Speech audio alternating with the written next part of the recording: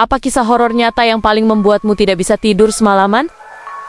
Ini adalah pengalaman pertama saya kena ketindihan atau sleep paralysis, campur lucid dreaming, campur false awakening. Semua dibabat dalam satu malam.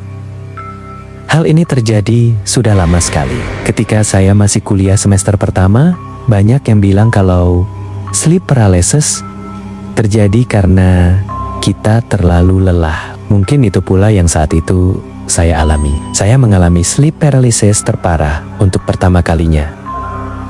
Saya baru saja beberes kebutuhan ospek kuliah. Saya juga baru pindahan kos. Badan saya capek dan ingin cepat-cepat tidur.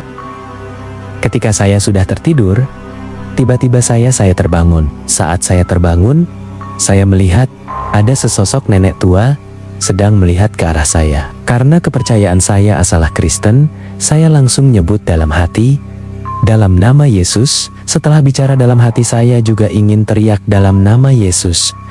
Tapi tenggorokan saya seperti kering dan sulit sekali mengeluarkan suara. Saya langsung panik dan tidak tahu harus apa. Saya bingung dan semakin ketakutan karena nenek itu tersenyum dan menjulurkan lidahnya.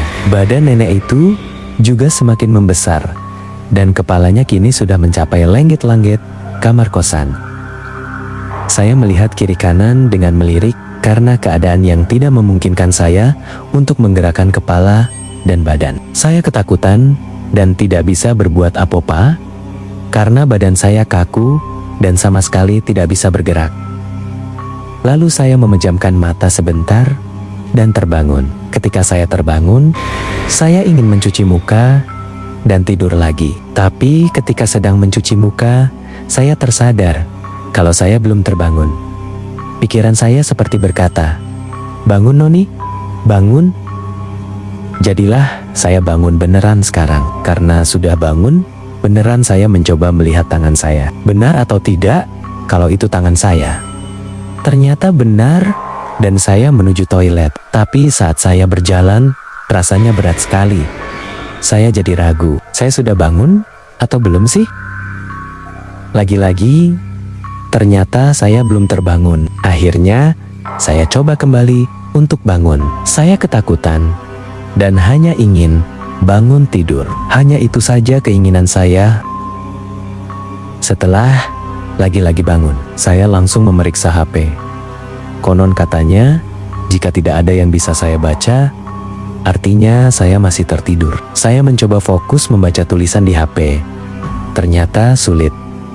Pandangan saya kabur. Berarti itu artinya saya masih tertidur. Saya sadar bahwa pada tahap ini, saya sedang memasuki tahap lucid dreaming dan sedang mengalami false awakening. Saya pernah baca tentang ini, di mana saya sadar bahwa saya sedang bermimpi dan terbangun di dunia yang salah. Saya ingat pernah membaca bahwa satu-satunya jalan untuk menyudahi lucid dreaming adalah dengan membinih diri sendiri di mimpi.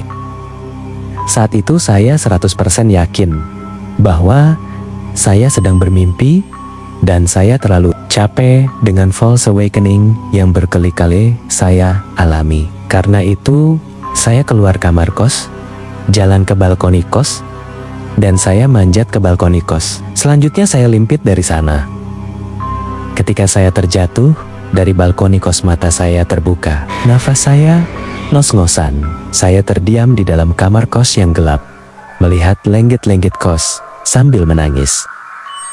Saya tahu bahwa sekarang saya sudah benar-benar terbangun. Setelah menangis, saya melihat jam di HP dan berharap hari sudah pagi. Saat saya melihat jam, ternyata jam menunjukkan pukul 1 lewat sedikit saja.